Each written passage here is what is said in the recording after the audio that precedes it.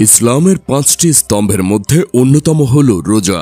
রমজান মাস এলেই আল্লাহর নৈকট্য ও আত্মশুদ্ধি অর্জনের লক্ষ্যে সারাদিন পানাহার থেকে বিরত থাকেন বিশ্বের কোটি কোটি মুসলমান। তবে রোজা নিয়ে প্রচলিত কিছু ভুল ধারণা রয়েছে, যা আমাদের সকলেরই জেনে রাখা জরুরি। তাহলে চলুন জেনে নেওয়া যাক রোজা নিয়ে প্রচলিত ভুল ধারণা সমূহ কি কি। প্রথমত, আমরা অনেকেই মনে করি যে সেহরি না খেলে রোজা জায়েজ হবে না, যদিও বা প্রত্যেক রোজাদারের জন্য সেহরি খাওয়া সুন্নত। তবে সেহরি না খেলেও রোজা শতভাগ কবুল হবে।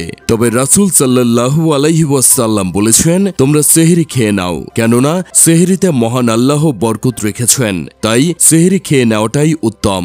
রোজা রাখা অবস্থায় দাঁত ব্রাশ করলে রোজা ভেঙে যায়, এমন কথা অনেকেই বলে থাকেন, যদিও ইসলামী চিন্তাবিদের মতে এটি মূলত মানুষের ভুল ধারণা।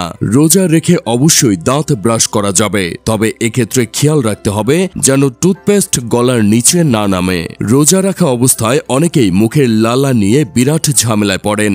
মুখের লালা পেটে ঢুকলে কি আদৌ রোজা কবুল হবে?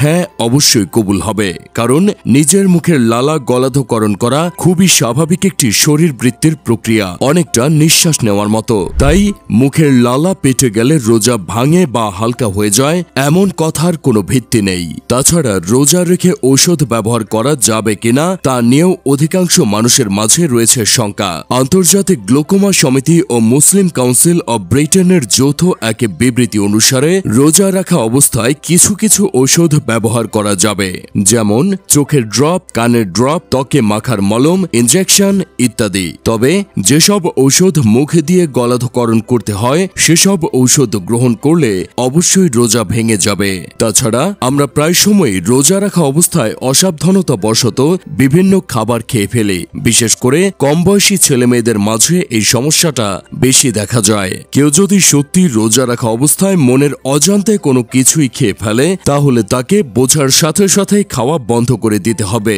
সেক্ষেত্রে তার রোজা বৈধ থাকবে। তবে যদি আপনি রোজা রেখেছেন এটা মনে পড়ে যাওয়ার পরেও খাবার গ্রহণরত অবস্থায় বাকি খাবারটুকু মুখ থেকে ফেলে না দিয়ে পেটে চালান করেন, তাহলে আপনার রোজা সেখানেই ভেঙে যাবে। তাছাড়া আমরা অনেকেই মনে করি যে রোজা রাখা অবস্থায় স্বামী স্ত্রী একে অপরকে জড়িয়ে ধরতে অথবা চুমু খেতে পারবেন না, যদিও এটিও একটি ভুল ধারণা। রোজাদার ব্যক্তি অবশ্যই তার স্ত্রীর সাথে আলিঙ্গন করতে পারবেন এবং স্ত্রীকে স্নেহের সহিত চুমু দিতে পারবেন। এমনকি আমাদের পেয়ারা নবীজিও রোজা রাখা অবস্থায় তার স্ত্রীকে চুমু দিতেন এবং স্ত্রীর সঙ্গে আলিঙ্গন করতেন। তবে এক্ষেত্রে অতি আবেগী হয়ে যদি ফরজ গোসল করার মতো পরিস্থিতি তৈরি হয়ে যায়, তখন রোজা ভেঙে যাবে। তাই রোজা রেখে স্বামী স্ত্রীর আলিঙ্গন ও চুমু খাওয়া জায়েজ হলেও সতর্ক থাকাটাও জরুরি। রোজা নিয়ে প্রচলিত ভুল ধারণা সমূহের মধ্যে অন্যতম হল যে কোনো পরিস্থিতিতে রোজা রাখতেই হবে এমনটা মনে করা, কারণ মহান আল্লাহ তাআলা শুধুমাত্র প্রাপ্তবয়স্ক ও সুস্থ মানুষের ওপরই রোজা ফরজ করেছেন। শারীরিক ও মানসিকভাবে অসুস্থ এবং দুর্বল ব্যক্তি, শিশু, ভ্রমণকারী, অন্তঃসত্ত্বা অথবা শিশুকে বুকের দুধ খাওয়াচ্ছেন এমন নারীর জন্য রোজা রাখা আবশ্যিক নয়।